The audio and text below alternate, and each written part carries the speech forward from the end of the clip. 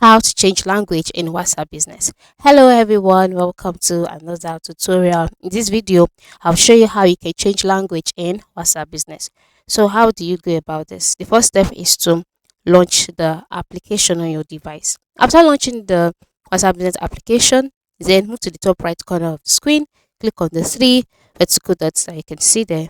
Then a drop down menu will appear. In this menu, just scroll down and click on settings. On the settings page, you can see a number of options, right? Such as business tools, account, privacy, avatar, favorite, charts, notifications, storage and data, app, language. So that is where we are heading to.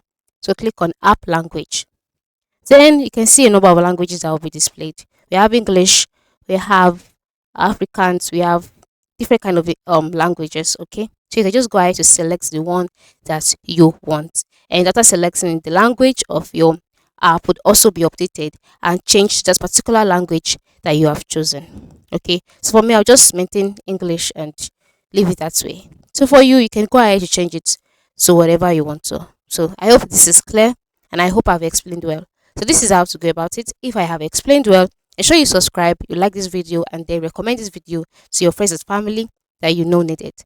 Thank you for watching and have a good day.